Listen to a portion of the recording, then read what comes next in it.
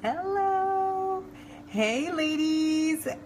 Welcome to our little sneak peek. My name is Barbie Kalev, and I'm so excited to talk to you today.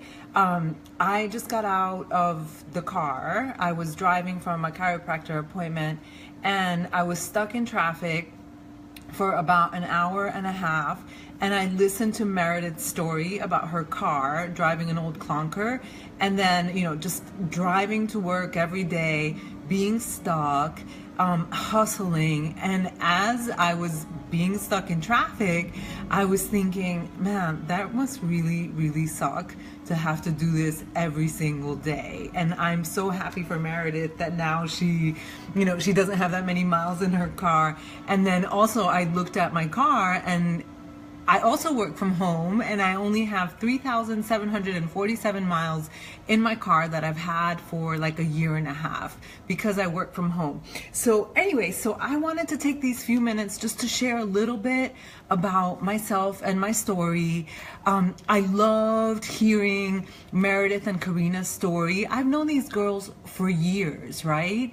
But there's always a part of our story that, first of all, I didn't know that Karina was 190 pounds. She's like tall and slim.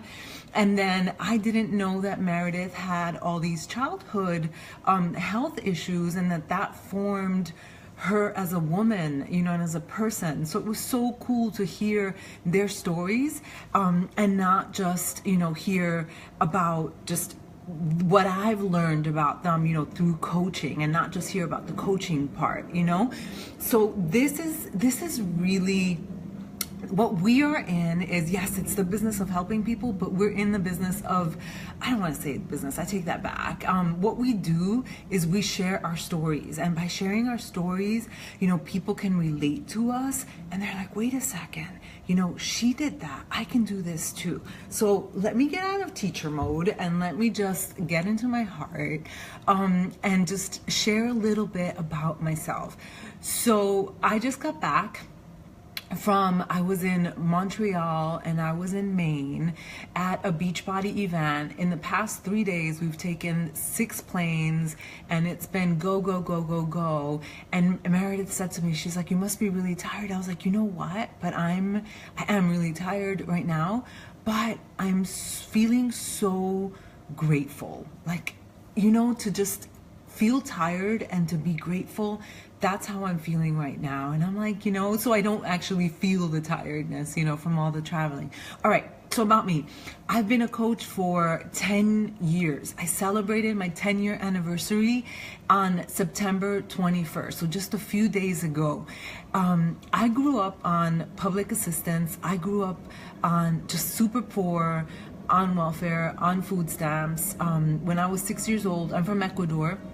I was born in the US, but my parents are from Ecuador, and we lived in South America. And my brother got diagnosed with cancer when he was 8 years old. I was 6. And thank you for the little heart. And they told my mom that my brother wasn't going to make it.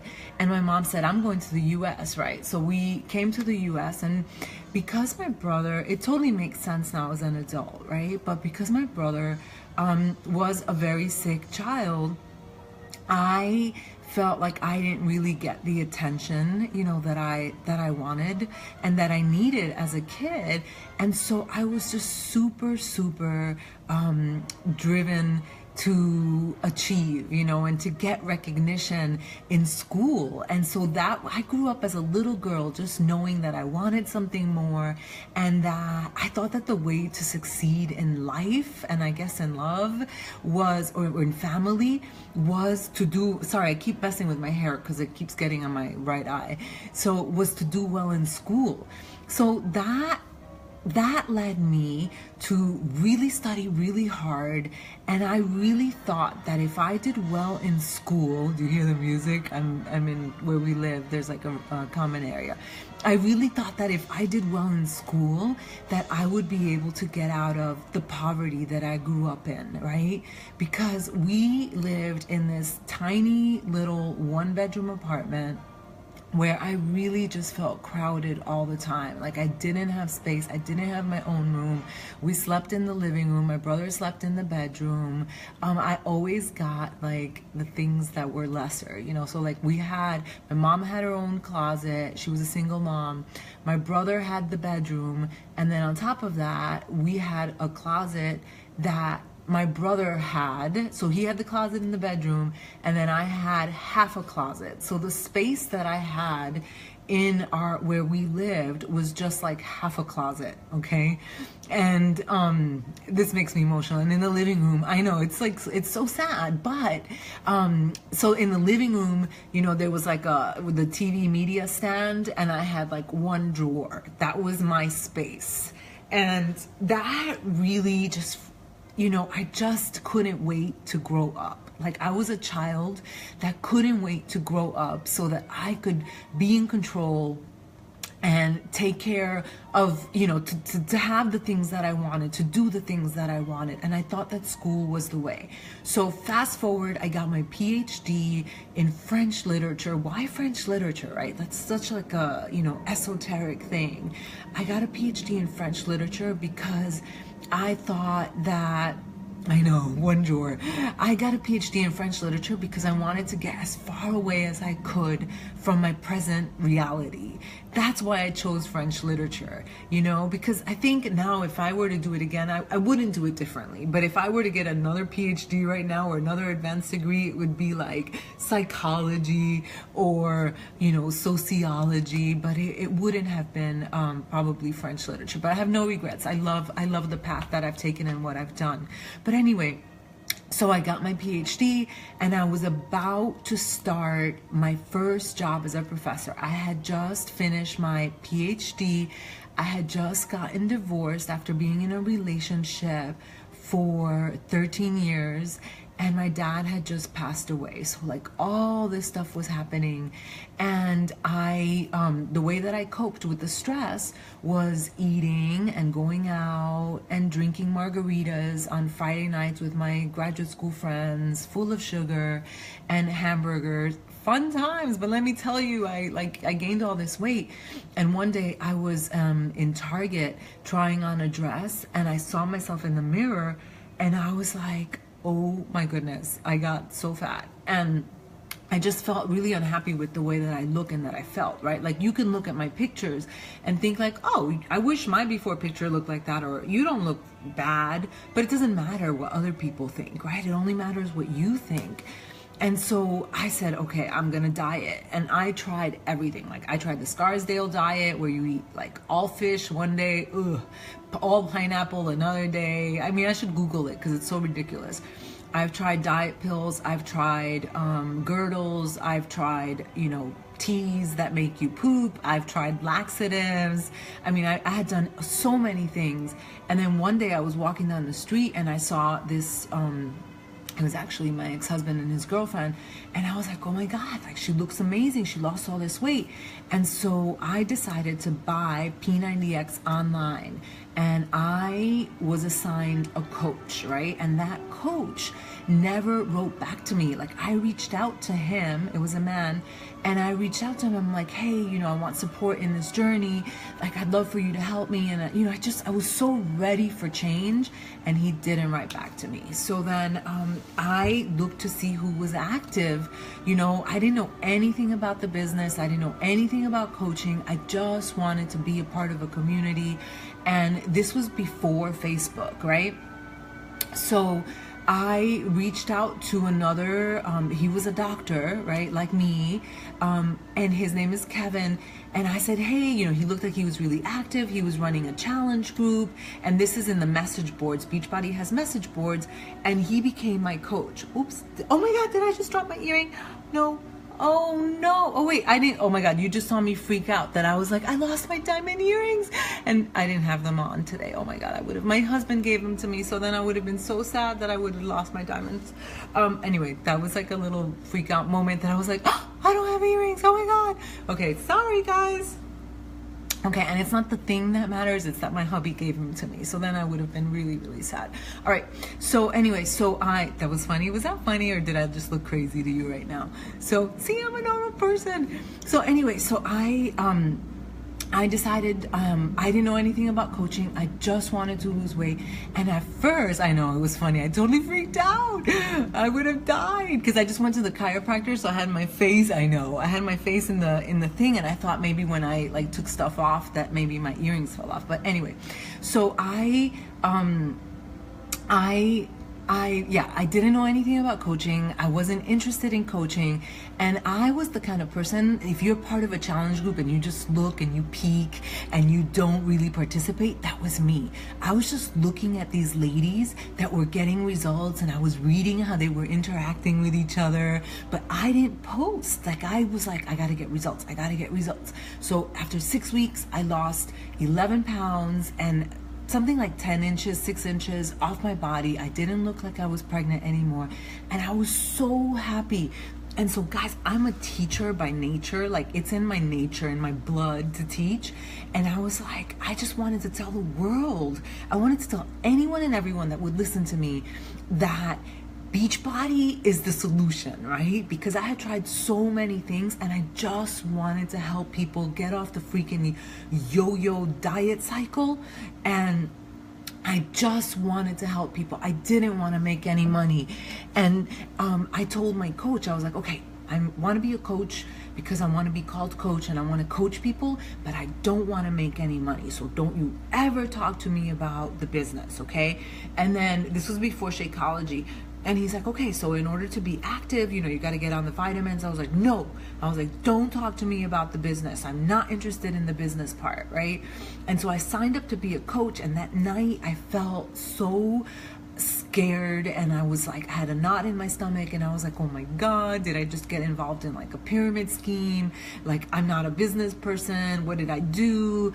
And then the next day I woke up and I just started doing what I do naturally, which is to help people. And I started my little group, and in the beginning, I wouldn't even, I would give people my discount. I would give them my login information because I was so uncomfortable with selling. I was so uncomfortable with this idea of having a business, you guys.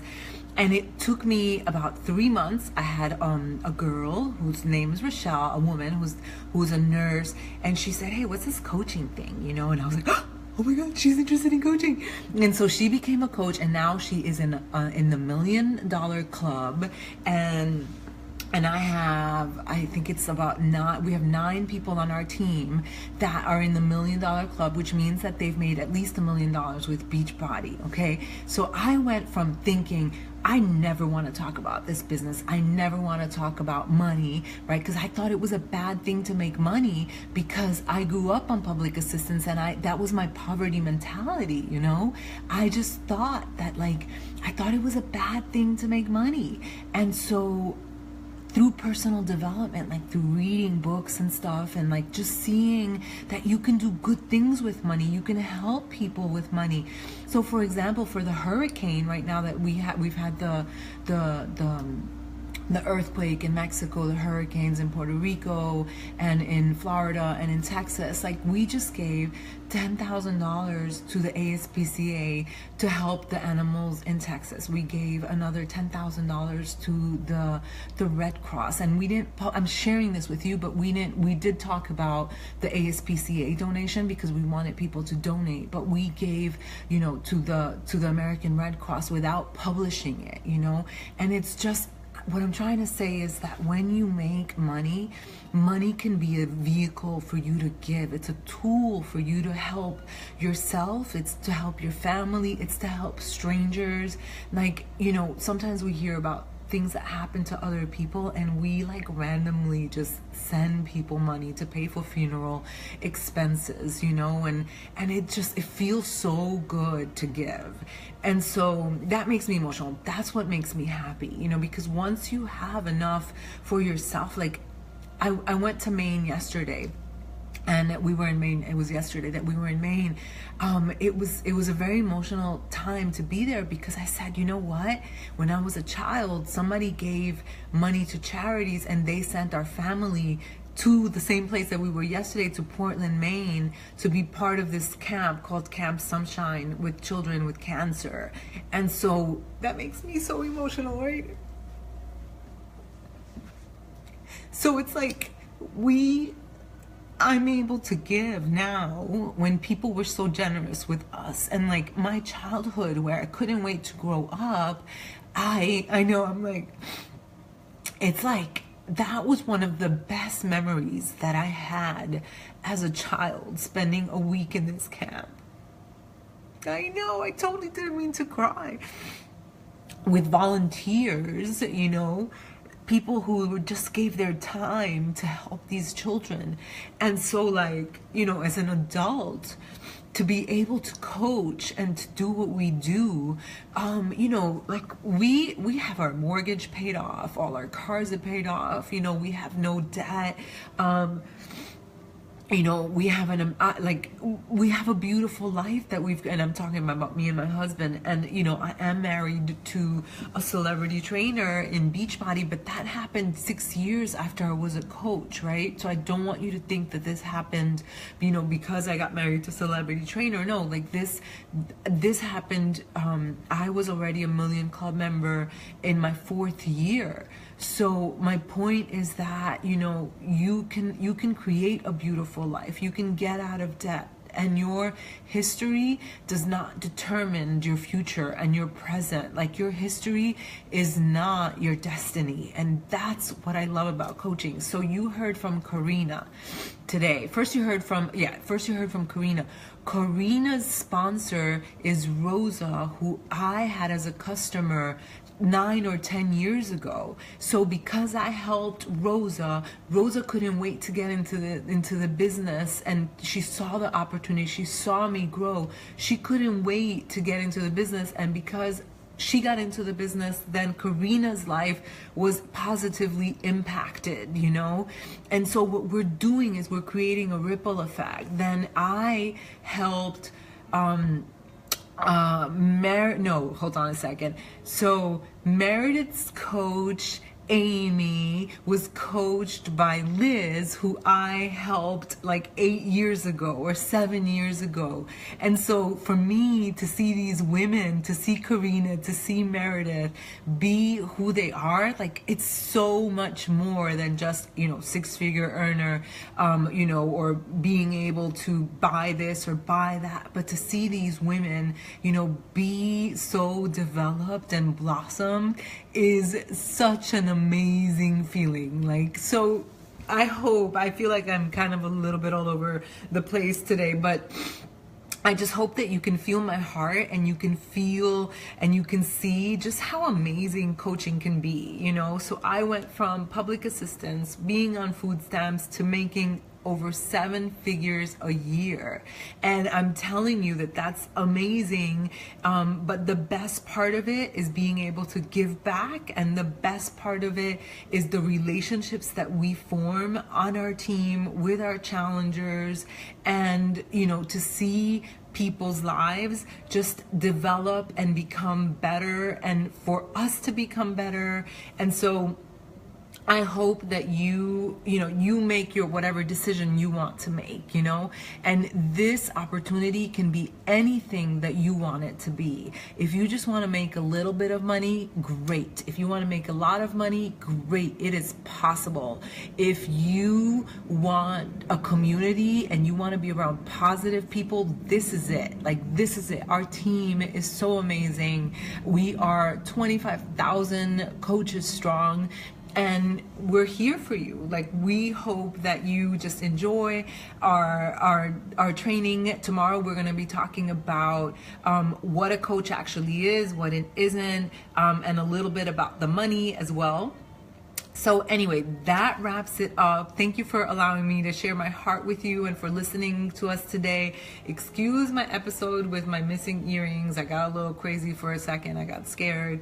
But you know what? If I had lost the earrings, it wouldn't have been a big deal, other than they're sentimental. Seriously, and I really, really mean that. So we will see you tomorrow. It is time to go upstairs, take the puppies out, and take care of my hubby and the puppies and enjoy the rest of my day. It's time to relax. I love this no boss life because I hardly work today, even though I work very hard. I love what I do. My work is my passion, but this is a day that I've hardly worked. I took care of myself, and this is part of being a no boss, you know, the part of the no boss life. Like, I get to say, you know what, today I'm only going to work part-time. Today I'm only going to work 2 hours. But I really wanted to share my story with you, and so even though I was tired, I was like, I'm going to come in and talk to the ladies. All right, thank you so much. I will see you guys tomorrow, okay? Bye.